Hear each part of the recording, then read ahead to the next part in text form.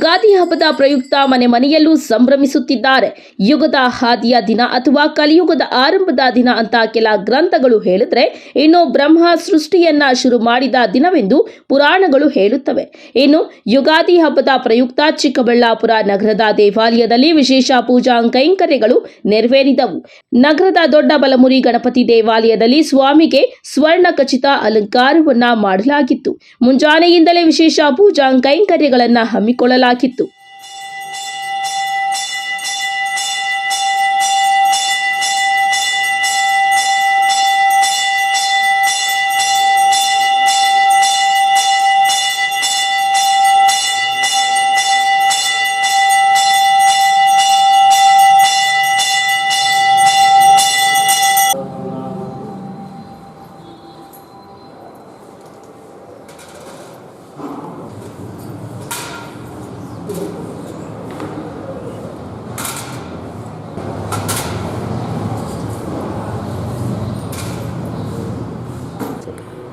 ಶ್ರೀ ಗುರುಭ್ಯೋ ನಮಃ.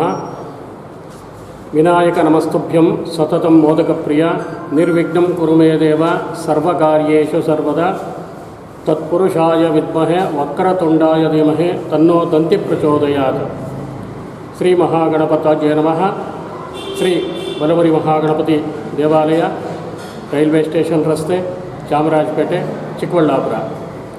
ಈ ಒಂದು ದೇವಾಲಯದಲ್ಲಿ ನೂತನ ವರ್ಷ ಆರಂಭದ ಮೊದಲನೇ ದಿನ ಶ್ರೀ ಬಲಮುರಿ ಮಹಾಗಣಪತಿಗೆ ಬೆಳಗ್ಗೆ 6 ಗಂಟೆಗೆ ಪಂಚಾಮೃತ ಅಭಿಷೇಕ, ರುದ್ರಾಭಿಷೇಕ, 7:30 ಗಂಟೆಗೆ ಮಹಾಮಂಗಳಾರತಿ, ತೀರ್ಥಪ್ರಸಾದ ವಿನಿಯೋಗ.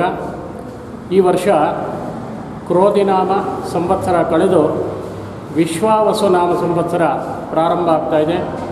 ಈ ಒಂದು ವಿಶ್ವಾವಸುನಾಮ ಸಂವತ್ಸರದಲ್ಲಿ ದೇಶದಲ್ಲಿ ಸುಭಿಕ್ಷವಾಗಿ ಮಳೆ ಬೆಳೆ ಲೋಕ ಕಲ್ಯಾಣಾರ್ಥವಾಗಿ ಎಲ್ರಿಗೂ ಆಯುಸ್ಸು, ಆರೋಗ್ಯ, ಐಶ್ವರ್ಯ, ಸುಖ, ಶಾಂತಿ, ನೆಮ್ಮದಿ ಕೊಟ್ಟು ಕಾಪಾಡಲಿ ಅಂಥೇಳಿ ಆ ಬಲಮುರಿ ಮಹಾಗಣಪತಿಯಲ್ಲಿ ಪ್ರಾರ್ಥನೆ ಮಾಡಿ ಮಹಾಗಣಪತಿಯ ಪ್ರಸಾದ ಎಲ್ಲರಿಗೂ ವಿತರಣೆ ಮಾಡಿ ಸರ್ವೇ ಜನಾಃ ಸುಖಿನೋ ಭವಂತು ಸಮಸ್ತ ಸನ್ಮಂಗಳಾನಿ ಭವಂತು ಅಂಥೇಳಿ ಪ್ರಾರ್ಥನೆ ಮಾಡಿ ಮಹಾಗಣಪತಿ ಎಲ್ರಿಗೂ ಒಳ್ಳೇದು ಮಾಡಲಿ ಅಂತ ಪ್ರಾರ್ಥನೆ ಮಾಡ್ತಾರೆ.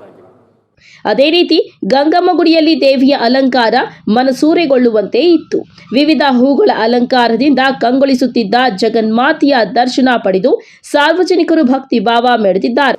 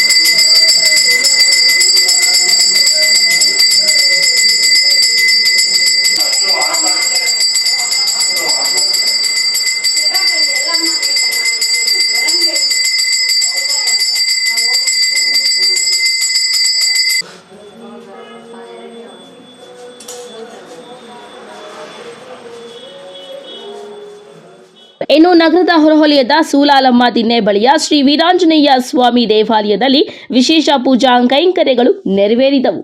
ಶ್ರೀ ವೀರಾಂಜನೇಯ ಸ್ವಾಮಿ, ನಂದೀಶ್ವರ, ಪಾರ್ವತಿ ದೇವಿ, ಸೀತಾರಾಮ ಹಾಗೂ ಗಣಪತಿ ದೇವರುಗಳಿಗೆ ವಿಶೇಷ ಪೂಜಾ ಕೈಂಕರ್ಯಗಳು ನೆರವೇರಿದವು.